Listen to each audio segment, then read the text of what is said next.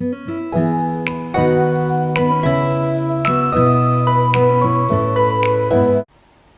morning guys, today is Tuesday, 6:14 ng umaga. Papasok tayo today sa office. Well, ako lang. Hindi ko lang isasama kasi ayoko mag-vlog doon, nakakahiya pa. So, gusto ko lang pakita sa inyo yung skincare routine ko ng tuwing umaga. Pag umaga, so pag umaga, wala akong masyadong nilalagay sa mukha ko. Konti lang, as in tatlo lang na product. So, yung niacinamide na sinabi ko sa inyo, uy, nagmamoist kayo.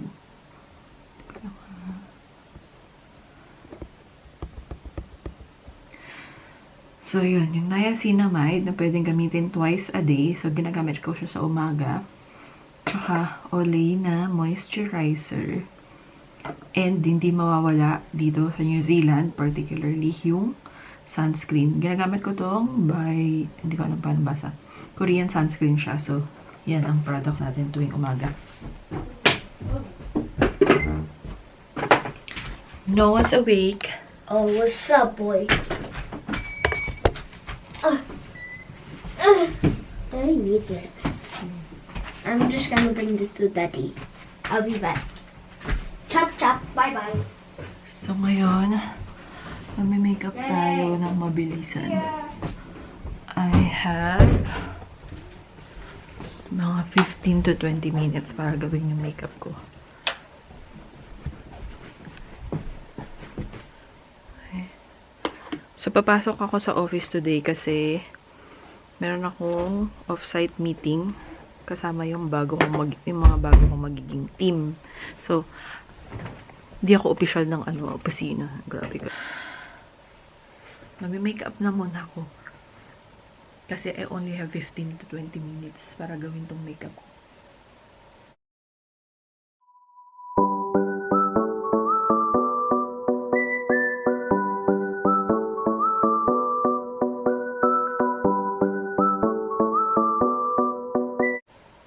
So, pero yun nga, since ako mabait naman yung manager ko, hindi siya micromanager. Pumapasok ako ng 2 days lang. Tapos, 3 days work from home. Mas tipid para sa akin kasi ang mahal na rin ng pamasahe, public transport na pamasahe. Yung train ko, galing dito sa amin, yung Laroa Station until Wellington Station, $4.40. One way pa lang yun. So, ang mahal. Paano pa pag swerte ko na lang kasi passenger princess ako, sinusundo ako ng asawa ko ni Daddy Rainier, sinusundo niya ako pag pumapasok ko sa office.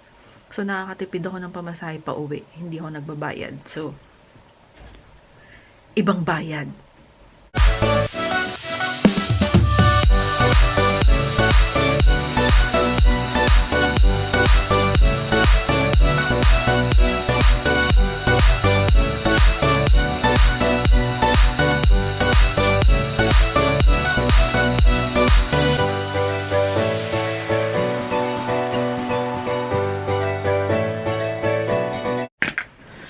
So, itong mga makeup look na pinapakita ko sa inyo, ito lang yung everyday makeup look ko.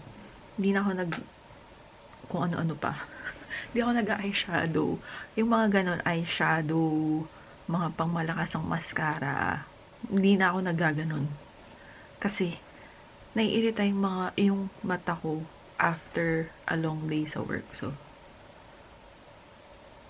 simplihan lang natin.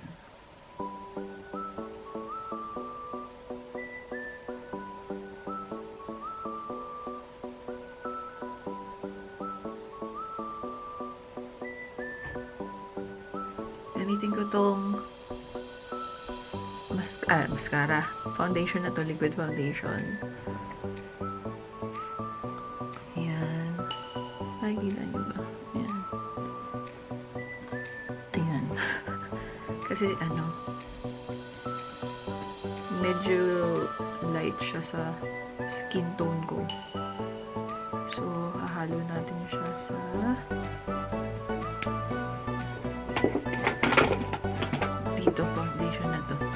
Maybelline din.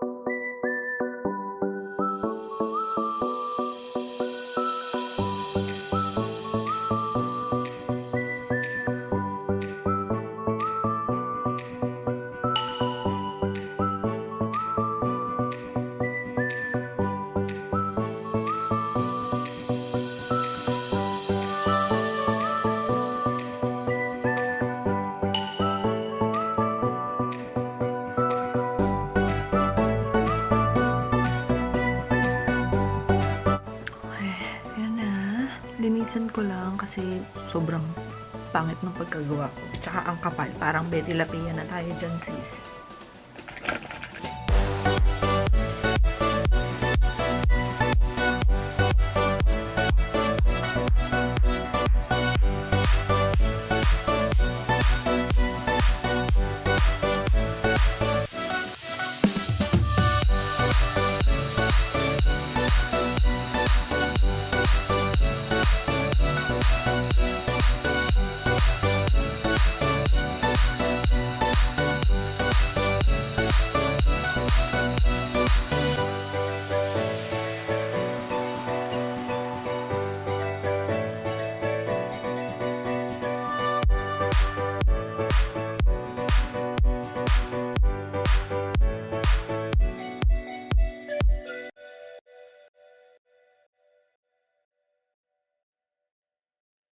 Mag-aayos lang ako ng hair ko.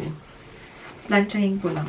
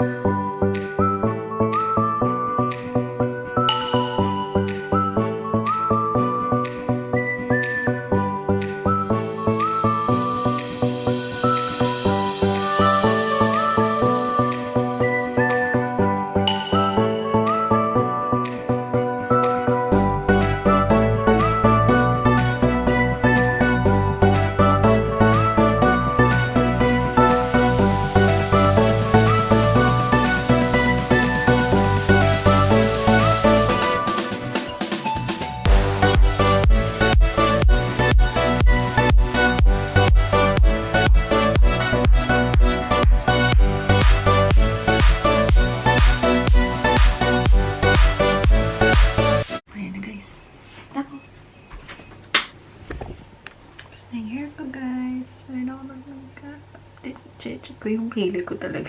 Lagi kong problema yung kilay ko, mga sis. Hindi pantay. Kakaloka. Bago ang lahat. Salamin muna. At hindi ko kayo masyado makita.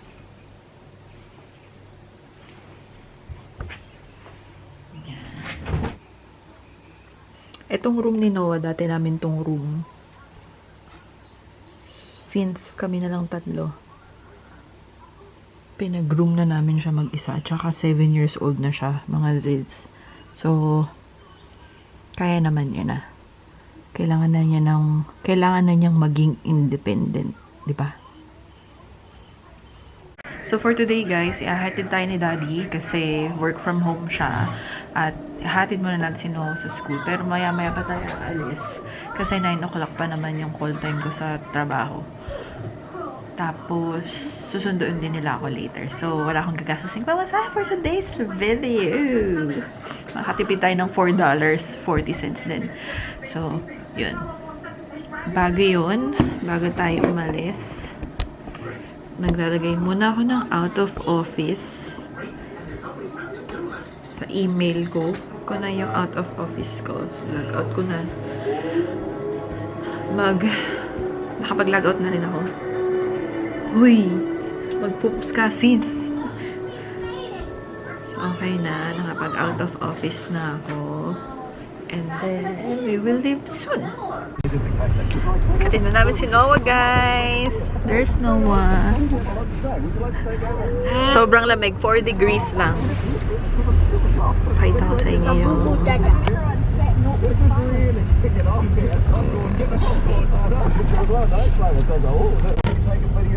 On the way to the office.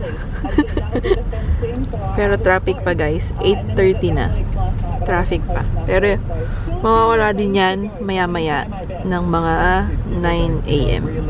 Tapos 9 a.m. tomorrow. 9 a.m. today. Tapos babalik ulit yung traffic mamayang uwian time mga 4 p.m. Daddy as my driver and I'm the passenger princess. So last week maulan ng maulan, ngayon magaganda ang weather since nung Sunday.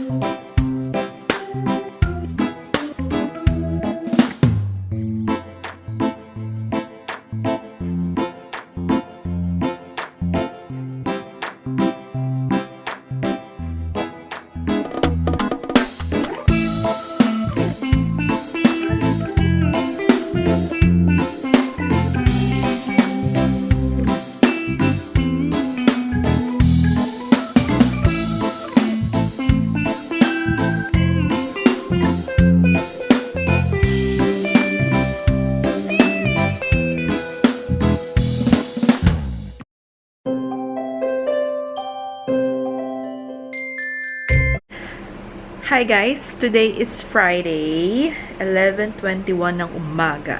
Hindi ako nag-vlog kahapon at saka nung Wednesday kasi I'm tired from work.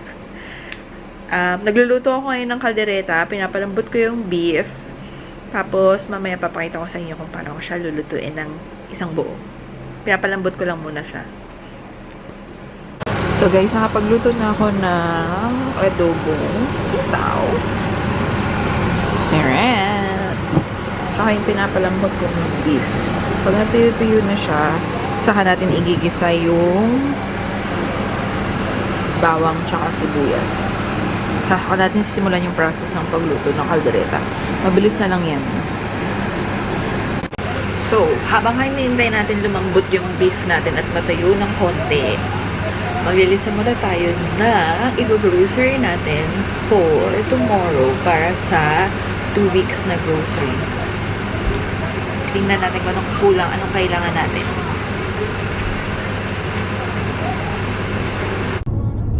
Sige, anong message mo? Maraming salamat po sa mga sumusubaybay sa Batang Quiapo. Salamat. Sana po patuloy niyo pong suporta ng aming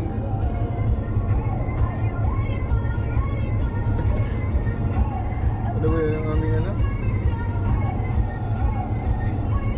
Ang aming palabas.